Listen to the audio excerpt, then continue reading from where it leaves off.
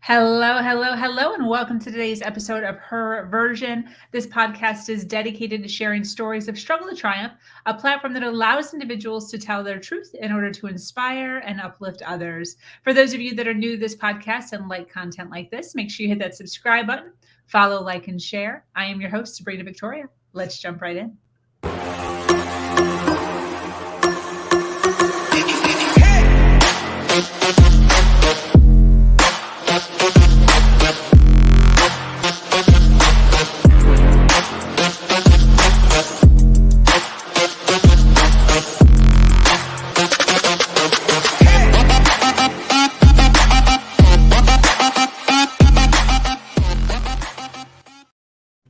Hello, and thank you for joining us today for this episode of Her Version. The Her Version platform is built on storytelling and the understanding that many times our greatest learning experiences come from listening to other people's stories. Today, I am speaking with an amazing woman named Karen. Karen's journey is one of tears, heartache, pain, and unforeseen occurrences. Suffering through the death of her youngest son due to SIDS, an unfaithful partner, unsettling disputes with her family, job loss, and breast cancer, Karen fell face first into self-development. She quickly learned that her struggles had created a strong resilience inside her that led her to understand her life's mission. She is now the owner of Emergent Soul, a community that encourages people to feed their mind, body, and spirit. With a drive to change the world, Karen is here today to share her story, her strength, and remind us the importance of our struggles. Welcome, Karen. So now that you've done some or a lot of courses, certifications, reading, lectures, all the things that you've done in your life to get the education that you have as far as personal growth and self-development. Now, when you encounter challenges or struggles in today's day now, how do you handle that now? Do you have a process of a couple of steps that you do regularly to kind of make sure that you're not staying in the darkness for too long? And that's a great question. And actually, the answer would be yes. And I have learned by taking time to get to learn about myself.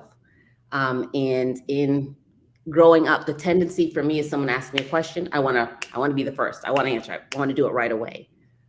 I have to learn how to pause and stop and redirect myself to say, okay, what are they really asking me? Check in with yourself first before you answer. Are you answering out of here or are you answering here? And when I'm in my head, it's facts. It doesn't mean anything. I have to get into my body.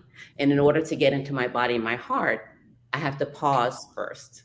Yeah. So it's learning to take that pause and really feel. Because I'm a feeler, I have to feel what the question is. And then when I feel into it, then I can help move through my challenge. Because that's at the stage that I am at in this point in my life. Mm-hmm. Where when I was younger, my process could have been very different. And I think as we go in stages, our processes are different. But for right now, I know that if I don't pause and then it's not that it's not my truth or my bare essence of it, but it's just the top layer. Where if I pause first and feel it, then I'm getting to the true essence of what the challenge is. And I can then take off my blinders and look at it from a different perspective. It might not be, and look at it from how the other person, if it's involving someone else, I can take a step back and say, okay, well, let me see how this person is looking at it. And then I look back at myself, okay, well, did I influence it? Could I have said it differently? And that's one of the reasons I know I am not good with electronic communication because I'm fast and to the point this. I really try to have either eyeball to eyeball or at least hear it through my voice. Because if you hear what I'm saying, it's a different message versus electronic communication. But if I can pause and do that, that's how I work through it. Beautiful. Do you think it's possible, one of the main things that I think a lot of individuals, male and female, have is they hear a story Mm-hmm. and they hear the outcome, and then they think to themselves, yeah, but that's not my story, or my story is worse than that story, or Mm-hmm. you don't understand.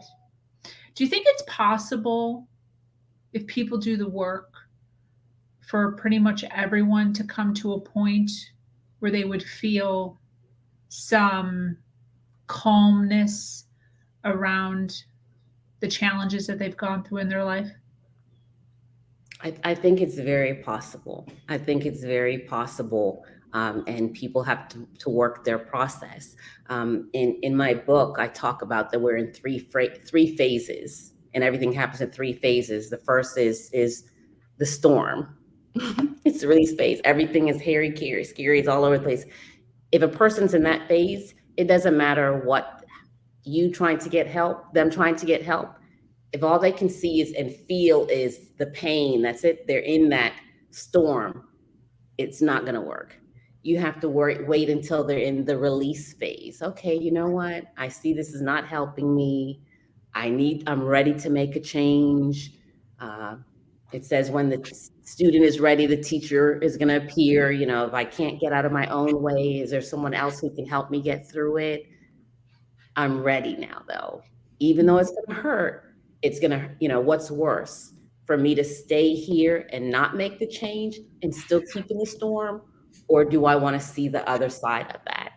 What's more painful? Unfortunately, it's not the pleasure that they're moving for, but what's more painful, to stay or to make that change? What's the And, third one? and the last phase is the new beginning, that realization of I'm here now. Now, how do I keep moving forward? So when you're talking about the storm, can the storm be well after, like, I'm thinking of my own story, for instance. My son's father left, no child support. I'm working a minimum wage job, and just all the stereotypes of what a single mom stereotypically looks like. Just horrible. Just absolute distraught and ridiculousness.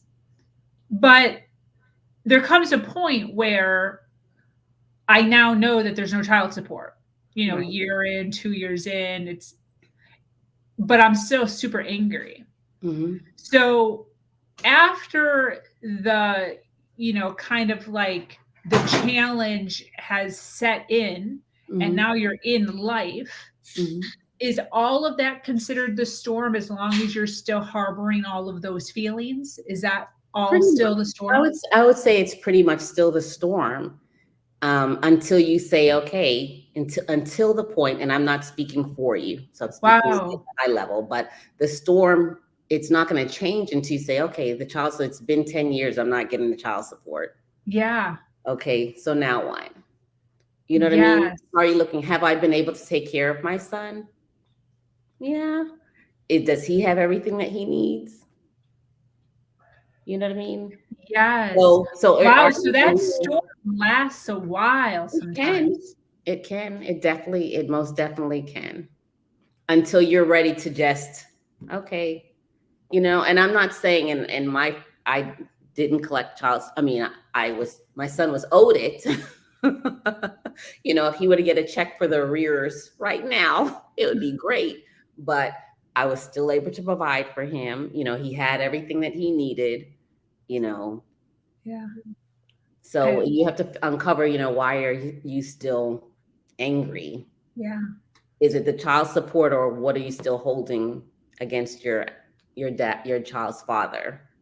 Yeah. You know, Definitely. Do you right? think that So, there's a difference between storytelling with a good intent and storytelling with a bad intent? Like, for instance, I talk about my story all the time, okay. but I tell it differently now than I did when I was in the storm. Mm-hmm. Do you think that there's a difference, or do you think that because I continue to tell my story, that I'm still hurting? You know what? I think that sharing our stories is how people learn from. This is my opinion. right? And the premise of Emergent Soul, I say, share your stories, let other people know that they're not alone, because that's what connects us, Yeah. right? And they can see, hey, I survived, I moved forward, right? So that's Yeah. my belief, right? Only you can answer that, in the sense that, what's your intention for sharing your story? Is it to, and I'm like, I can't, I want to say this is not you, but I won't say I'm defining you. But how are you defining yourself? You know what I'm saying? Are you still defining yourself as that same person as who you are now? What's the intention of sharing your story? You know what I mean? Because Yeah. I think it's the intention behind it. Because I still, when I speak and I talk about overcoming adversities or challenges, even from breast cancer, I talk about it, but it's from an educational standpoint, to say, hey, this is what happened to me. I want you to have this information to be your own self advocate. You know, Yeah. when it comes to dealing with grief, you know, my son, his birthday and Christmas comes every year, and it comes up, it's still there, and I'm like, oh yeah, and I'll put a post on Facebook, my heavenly son, I remember you. And I will say that as a matter of, I feel I'm still connected to him, to honor our connection and our relationship, but it's not the same thing. My ex-husband and I, my Facebook account was hacked, so it's not any, but we were friends up but 3 years ago, connected on Facebook. Who would have thought that? You know what I'm saying? Wow. We still have our oldest son, you know what I'm saying? Who would have thought that? So I share it now as this, and I don't share it from, and I'm sure his perspective of, he could probably say, oh yeah, Karen, you did XYZ, but it's still my perspective, and it's my perception. So I guess it's the intention behind the sharing, and only you could say what your intention really is. I didn't take it as being negative, but I would question, say, okay, well, do you really, really hate him? Your son is older now. He doesn't, like I said, my oldest is 27. If he got a check for those years and from 16 years in arrears, child support, it would be wonderful, Oh, yeah. but it hasn't stopped him from doing or getting, you know what I mean, or being who he is. So, I mean, is there something there, or is it just, hey, this is who I was a single mom. I raised my son by myself. I didn't have the support of my family. I didn't have the support of my ex. And you know what? Look at me. Yeah. I'm her version life. I've done this, X, Y, Z, and whoo, I did it. Or Yeah. is it? That's what I'm getting from you versus getting a child support. He's got a Jaguar. He's got this and that, and he didn't give me that money. You know what I'm saying? So it's Yeah. the intention behind why you're sharing it. So I Yeah. think you're sharing it to uplift versus to be angry in this, but only you truly know. Yeah. I just sometimes I wonder, about the individuals that I'm speaking about, and just the thought process that they have, as far as like not being healed or still holding a resentment. And I don't have any feelings towards it at all. It's just, this is my story, and I think it's important to share it. So just kind of curious.